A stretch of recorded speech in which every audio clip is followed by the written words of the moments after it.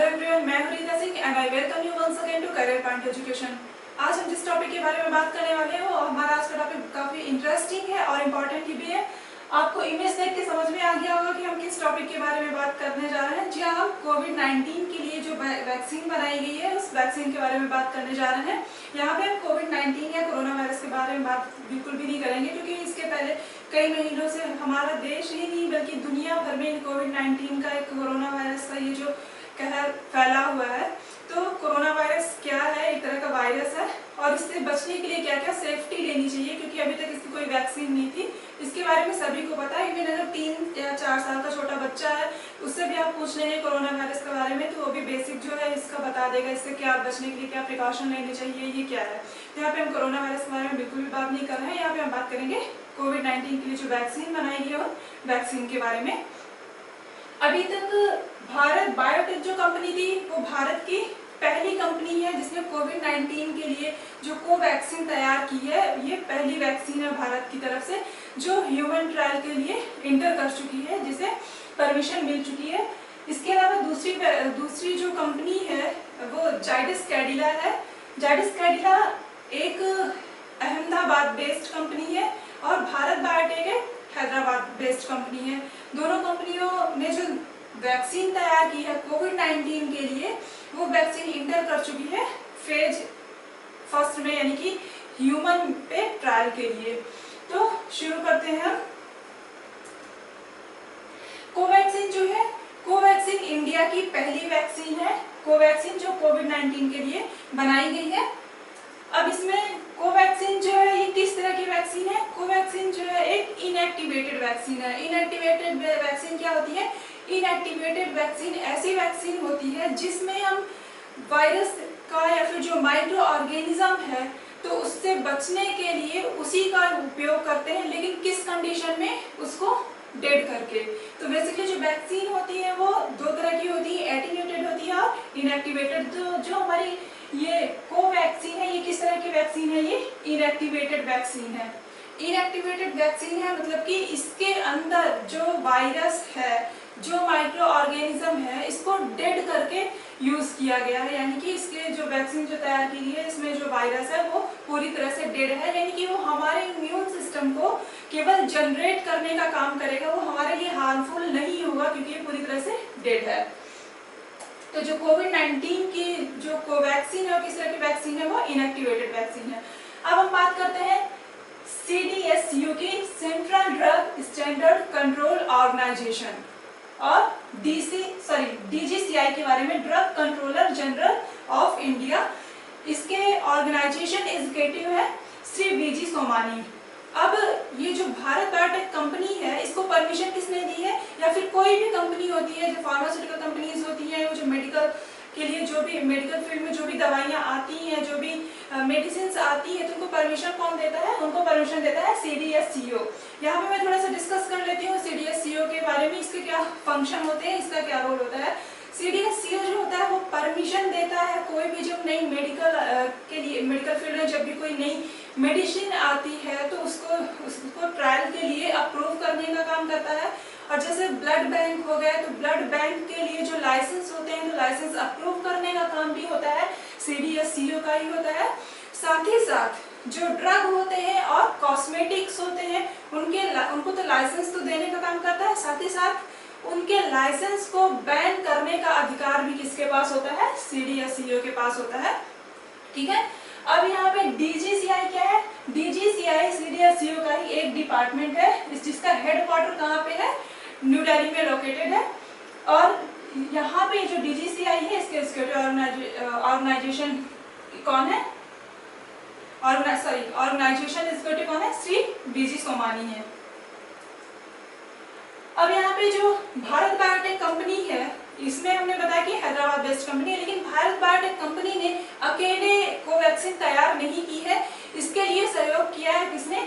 ICMR और NIV में। ICMR Indian council of medical research, ठीक है, और NIV national institute of virology. इसके सहयोग से क्या किया है? भारत बायोटेक ने कोवैक्सीन को डेवलप किया है। अब यहाँ पे जो भारत बायोटेक है जहाँ पे ICMR और एनआईवी के हेल्प से किया है। तो इसमें एनआईवी की क्या हेल्प है, या फिर एनआईवी का जो एनआईवी वायरोलॉजी इंस्टीट्यूट जो है इसका क्या रोल है, हम इसके बारे में बात कर लेते हैं। एनआईवी ने जो सार्स को सेकंड स्ट्रेन है, यानी कि सार्स CoV सेकंड स्ट्रेन है, तो इसको आइसोलेट किया और इसको आइसोलेट करके किसको दिया, भारत बायोटेक कंपनी को दिया। ठीक है, तो यहाँ पे एनआईवी एक virology, national institute of virology है, तो उसने इस स्ट्रेन को आइसोलेट किया और आइसोलेट करने के बाद भारत बायोटेक को प्रोवाइड किया। तो तब भारत बायोटेक ने क्या किया, इस वैक्सीन को बनाया। तो इस तरह से ICMR और एनआईवी ने भारत बायोटेक की हेल्प की। और ये जो वैक्सीन है कोवैक्सीन, ये कोई पहली वैक्सीन नहीं है जो भारत बायोटेक ने तैयार की है। ये बेसिकली कोविड-19 के लिए पहली वैक्सीन है भारत की, लेकिन इसके पहले भी भारत बायोटेक कंपनी ने कई सारी वैक्सीन तैयार कर ली है। उसके बारे में हम थोड़ा सा जान लेते हैं। इन वैक्सीन में पहले H1N1, ठीक है, H1N1 वैक्सीन है, जो कि किसकी वैक्सीन है, स्वाइन फ्लू की वैक्सीन है, जीका वायरस वैक्सीन है और रोटा वायरस वैक्सीन है। यानी कि भारत बायोटेक ने इसके पहले भी कई सारी वैक्सीन पहले भी तैयार की है, डेवलप की है। अब हम अगला देख लेते हैं जायडस कोविड-19 वैक्सीन के बारे में। जायडस कोविड-19 वैक्सीन जो है ये सेकंड वैक्सीन है हमारे भारत की। अभी तक हमारी फर्स्ट वैक्सीन कौन थी, कोवैक्सीन थी, लेकिन जायडस कैडिला जो एक अहमदाबाद बेस्ड कंपनी है, तो इसने जो वैक्सीन डेवलप की है, ये वैक्सीन भारत की दूसरी वैक्सीन बन गई है कोविड-19 के लिए, जिसमें जाइकोव डी। ओके, इस वैक्सीन का क्या नाम है, जो सेकंड वैक्सीन है उसका नाम है जाइकोव डी। इसको भी परमिशन मिल गई है इनिशिएट करने के लिए ट्रायल्स को, किस पे, ह्यूमन पे। अब हम देख लेते हैं वैक्सीन काम किस तरह से करती है। कोई भी वैक्सीन क्या होती है, एक तरह से जब हमारी बॉडी में कोई भी फॉरेन पार्टिकल आता है तो क्या होता है, हमारा इम्यून सिस्टम उसके लिए फाइट करता है। तो जब हमारा इम्यून सिस्टम फाइट करता है किसी भी वायरस से, तो क्या होता है, इसमें दो कंडीशन होती है। अगर वायरस जीतेगा तो हमारा इम्यून सिस्टम क्या होगा, हार जाएगा। हमारा इम्यून सिस्टम हार गया यानी कि हमारी जो बॉडी है या तो वीक हो जाएगी या ह्यूमन की डेथ हो जाएगी। ठीक है, और दूसरी कंडीशन क्या है, अगर हमारे इम्यून सिस्टम स्ट्रांग है तो हमारा इम्यून सिस्टम जीतेगा, यानी कि हमारी बॉडी जीतेगी, तब क्या होगा, वायरस खत्म होगा। तो इसमें क्या होता है, ये जो इम्यून सिस्टम वैक्सीन कैसे काम करती है, जब वैक्सीनेशन किया जाता है, ठीक है, जब वैक्सीनेशन किया जाता है तो हमने अभी बताया था कि कोई भी वैक्सीन क्या होती है, उसमें जो डिजीज कॉज कर रहा है माइक्रो ऑर्गेनिज्म, उसी का क्या होता है, माइल्ड फॉर्म होता है। माइल्ड फॉर्म होता है सेंस उसको इतना वीक बना दिया जाता है या फिर डेड करके उसका यूज किया जाता है कि वो हमारे इम्यून सिस्टम को, हमारी बॉडी को बिल्कुल भी हमारी बॉडी के लिए बिल्कुल भी हार्मफुल ना हो। तो जब वो माइक्रो ऑर्गेनिज्म हमारी बॉडी में इंटर कराया जाता है तो क्या होता है, हमारी जो बॉडी होती है वो इम्यून सिस्टम जनरेट करती है। हमारा जो इम्यून सिस्टम होता है वो एक्टिवेट हो जाता है, वो क्या बनाता है, एंटीबॉडी बनाता है। ठीक है, और ये एंटीबॉडी क्या करती है, ये खत्म करती है उस वायरस को या फिर माइक्रो ऑर्गेनिज्म को खत्म करने का काम करती है। तो वैक्सीनेशन जब किया जाता है तो उसकी इतनी स्मॉल क्वांटिटी हमारी बॉडी में इंटर कराई जाती है कि हमारा इम्यून सिस्टम जनरेट हो जाता है, लेकिन वो हमारी बॉडी को बिल्कुल भी नुकसान पहुंचा नहीं पाता है। तो लेकिन एंटीबॉडी हमारी बॉडी में बन जाती है। तो अगली बार जब वही सेम वायरस या फिर सूक्ष्म जीव हमारे शरीर में जब इंटर करता है तो क्या होता है, एंटीबॉडी क्या करती है, इजिली उससे फाइट कर लेती है और इस प्रोसेस में ज़्यादा टाइम नहीं लगता है क्योंकि एंटीबॉडी हमारी बॉडी में पहले ही बन चुकी होती है। अब यहाँ पे देख लेते हैं वैक्सीन के बारे में। वैक्सीन जो होती है बेसिकली दो तरह की होती है, एटीन्यूएटेड वैक्सीन होती है और इनएक्टिवेटेड वैक्सीन होती है। जो एटीन्यूएटेड वैक्सीन होती है उसमें जो माइक्रो ऑर्गेनिज्म होता है या फिर वायरस होता है वो कैसा होता है, लाइव होता है बट वीक होता है, यानी कि वो जिंदा तो होता है लेकिन उसे इतना ज़्यादा वीक बना दिया जाता है, उसे इतना ज़्यादा कमज़ोर बना दिया जाता है कि वो हमारे जो इम्यून सिस्टम है हमारी बॉडी को अफेक्ट नहीं कर पाता है। जो इनएक्टिवेटेड वैक्सीन होती है, इनएक्टिवेटेड वैक्सीन जो होती है उनमें डेड वायरस का यूज़ किया जाता है। और यहाँ पे मैं एक बार फिर से रिपीट कर रही हूँ कि जो हमारा कोवैक्सीन है, हमारी जो कोवैक्सीन वैक्सीन है वो किस तरह की है, वो इनएक्टिवेटेड वैक्सीन है। ठीक है, जायडस कैडिला के बारे में अभी हमने जो बात की, जायडस कैडिला किस तरह की वैक्सीन है, ये डीएनए वैक्सीन है।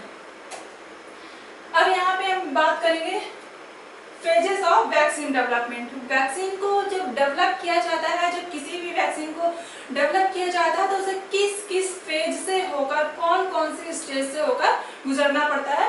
तो यहाँ पे स्टेज फर्स्ट में पहले तो जो रिसर्च होते हैं, रिसर्च किया जाता है, स्टडी की जाती है उसके बारे में। फिर उसके बाद फिर प्री क्लिनिकल स्टेज में क्या होता है कि प्री क्लिनिकल स्टेज में जो ट्रायल्स किए जाते हैं तो सबसे पहले क्या होता है, सबसे पहले उसको ट्राई किया जाता है किस पे, स्मॉल एनिमल्स पे, यानी कि जैसे माइस हो गया, यानी कि चूहा हो गया, उस पर ट्राई किया जाता है। देन अगर माइस में सक्सेसफुल है, ओके, अगर माइस में सक्सेसफुल है तो फिर उसके बाद ट्राई किया जाता है उन्हें उससे बड़े जो एनिमल्स होते हैं, बड़े जानवर होते हैं, उस पर ट्राई किया जाता है, जैसे कि पिग हो गया, इन सब पे ट्राई किया जाता है। देन प्री क्लिनिकल स्टेज में या प्री क्लिनिकल स्टेज में सक्सेसफुल होने के बाद ही कोई भी मेडिसिन या फिर कोई भी वैक्सीन इंटर करती है फेज फर्स्ट और फेज सेकंड में। ओके, तो प्री क्लिनिकल के बाद और फिर फेज फर्स्ट में क्या होता है, फेज फर्स्ट में इसमें जो ह्यूमन ट्रायल्स किए जाते हैं, फेज फर्स्ट फेज सेकंड, ये आगे जितने भी फेजेस आते हैं सब पे ह्यूमन पे ट्राई किया जाता है। तो इसमें होता क्या है, इसमें फेज फर्स्ट में कुछ लोगों पे, यानी कि जैसे 10 लोग हैं, लिमिटेड लोगों से, मतलब कम से कम लोगों पे शुरुआत की जाती है और उनको मॉनिटर किया जाता है, उनको ऑब्जर्व किया जाता है कि उन पे जो दवाई का जो है क्या इफेक्ट है और कितनी एज के लोगों पे क्या इफेक्ट पड़ रहा है दवाई का, ये सब ऑब्जर्व किया जाता है फेज फर्स्ट में, फेज सेकंड में और फेज थर्ड में। लेकिन इनमें क्या होता है, जो पीपल्स होते हैं इनके जो नंबर्स होते हैं, नंबर बहुत ही लिमिटेड रखे जाते हैं, जैसे कि 10 ऑफ पीपल में। देन फेज सेकंड में फिर ट्राई किया जाता है 100 ऑफ पीपल में, फेज थर्ड में ट्राई किया जाता है 1000 ऑफ पीपल में, एंड देन स्टेज 4 में या फेज 4 में ट्राई किया जाता है हंड्रेड्स ऑफ पीपल में, sorry hundreds of thousands of people पर ट्राई किया जाता है। अब यहाँ पे हम एक बात की किसके बारे में, कोवैक्सीन के बारे में और जायडस कैडिला के द्वारा डेवलप की गई वैक्सीन के बारे में, जाइकोव के बारे में, जाइकोव डी के बारे में। तो जो जाइकोव डी है थोड़ा सा हम उसके बारे में डिस्कस कर लेते हैं, क्योंकि कोवैक्सीन का तो हमने देख लिया कि कोवैक्सीन क्या है, एक इनएक्टिवेटेड वैक्सीन है, यानी कि उसमें जो वायरस का यूज किया गया है उसे पूरी तरह से डेड करके यूज किया गया है, वायरस को पूरी तरह से डेड कर दिया गया है, फिर उसको वैक्सीन में यूज किया गया है। जो जायडस कैडिला द्वारा जो बनाई गई वैक्सीन है जाइकोव डी, तो ये वैक्सीन कैसी है, ये डीएनए वैक्सीन है, ठीक है। डीएनए वैक्सीन, मैं यहाँ पे आपको बता दूं कि डीएनए वैक्सीन अभी जो पूरी तरह से फेज फर्स्ट है, फेज सेकंड है, अभी इन सब फेज में इंटर नहीं कर पाई है, अगर इंटर कर भी पाई हैं इसके पहले भी, क्योंकि अभी डीएनए वैक्सीन पे ज्यादा काम नहीं हुआ है, काम चल रहा है, इस पे लगभग 20 सालों से काम चल रहा है, लेकिन अभी तक तो सफलता नहीं मिली है, अभी सक्सेसफुल नहीं हुए हैं। तो प्री क्लिनिकल स्टेज जो होती है, तो प्री क्लिनिकल स्टेज में तो डीएनए वैक्सीन इजिली वर्क करती है, यानी कि जो माउस हैं और जो छोटे एनिमल्स हैं, पिग हैं, इन पे तो एनिमल्स पे तो ये पूरी तरह से काम करती है। लेकिन जब बात आती है फेज सेकंड और फेज फर्स्ट और फेज सेकंड में, यानी कि ह्यूमन ट्रायल की, तो ह्यूमन ट्रायल में अभी ये सक्सेसफुल नहीं हुआ है। अब मैं आपको बता दूं ह्यूमन ट्रायल पे सक्सेसफुल नहीं हुआ है क्योंकि ये डीएनए वैक्सीन है और इसमें कई सारे अभी क्या रीजन है, इस पे ये रिसर्च चल रहा है, ठीक है।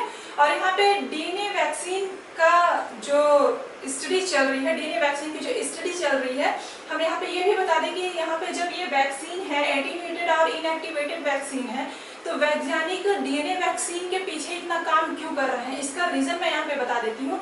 क्योंकि जो डीएनए वैक्सीन है, ओके, जो डीएनए वैक्सीन होती है, तो पहली बात तो ये जो वैक्सीन बाकी तैयार की जाती है उनके लिए हमें टेम्परेचर का बहुत ध्यान रखना होता है, यानी कि अगर हम रूम टेम्परेचर पे इस वैक्सीन को रख दें तो वैक्सीन क्या होती है, खराब हो जाती है, ठीक है। इनके लिए क्या होता है, रेफ्रिजरेटर में इनको रखना जरूरी होता है, लेकिन जो डीएनए वैक्सीन होती है उन पर रूम टेम्परेचर का कोई असर नहीं होता है, यानी कि हम उसे इजिली रूम टेम्परेचर पे रख सकते हैं, और इसे ले जाने में भी, यानी कि इसको ट्रांसपोर्ट करने के लिए, इसके ट्रांसपोर्टेशन में भी टेम्परेचर का और इन सबका ज़्यादा ध्यान नहीं रखना पड़ेगा। तो ये एक तरह से बहुत बेनिफिशियल है। अगर डीएनए वैक्सीन का जो ये काम चल रहा है डीएनए वैक्सीन पे, अगर ये सक्सेसफुल हो जाता है तो ये काफ़ी बेनिफिशियल रहेगा, क्योंकि इसकी जो कॉस्ट है, कॉस्ट इसकी काफ़ी कम है इन वैक्सीन से अगर कंपेरिजन किया जाए तो। अगर हम बात करते हैं इंडिया की, तो इंडिया में हमारे पहले नंबर पर वैक्सीन है, हमने अभी बात की कोवैक्सीन है। सेकंड वैक्सीन कौन बन चुकी है, कौन सी वैक्सीन सेकंड वैक्सीन बन चुकी है, सेकंड वैक्सीन बन चुकी है हमारी जाइकोव डी बन चुकी है, इंडिया की दूसरी वैक्सीन, ठीक है। अब यहाँ पे हम बात करें अगर पूरे भारत के बाहर पूरे वर्ल्ड की बात करें, पूरी दुनिया की बात करें, तो जो पहले नंबर पे है इस इस वैक्सीन की रेस में जो पहले नंबर पे है वो कौन सी वैक्सीन है, वो चेडॉक्स 1 है, सॉरी चेडॉक्स 1 है, यानी कि CHADOX1, ठीक है, जो कि ब्रिटेन की ऑक्सफोर्ड यूनिवर्सिटी में तैयार की जा रही है और ये इंटर कर चुकी है, फेज 3 में इंटर कर चुकी है, यानी कि फेज 3 में इस पे ह्यूमंस पे ट्रायल चल रहा है। तो ये था हमारा वैक्सीन से रिलेटेड, कोविड-19 से रिलेटेड जो वैक्सीन तैयार की गई उनके वैक्सीन के बारे में। हम आशा करते हैं कि हमारा वीडियो आपको पसंद आया होगा और हमारा ये जो वीडियो है ये आपके लिए इंफॉर्मेशन हम लेके आए थे, छोटी सी इंफॉर्मेशन थी पर काफ़ी इंपॉर्टेंट थी। और ये जो हमारे आने वाले जो एग्ज़ाम्स हैं, क्योंकि जैसे ही ये इसका कोविड-19 के लिए वैक्सीन आ जाती है तो उसके बाद जब सारी चीज़ें धीरे धीरे से नॉर्मल होना शुरू हो जाएंगी, इसके बाद जो भी एग्ज़ाम होंगे तो आई एम 100% श्योर कि इनसे रिलेटेड 1 या 2 क्वेश्चन हर एग्ज़ाम में पूछे जाएंगे, क्योंकि ये बहुत बड़ा एक तरह से टॉपिक है ये। तो मैं उम्मीद करती हूँ कि आपको हमारा वीडियो पसंद आया होगा। अगर हमारा वीडियो आपको पसंद आया तो हमारे वीडियोज़ को लाइक करें, चैनल को सब्सक्राइब करें, जिससे हमारे आने वाले वीडियोज़ की अपडेट आपको मिलती रहे। Thank you.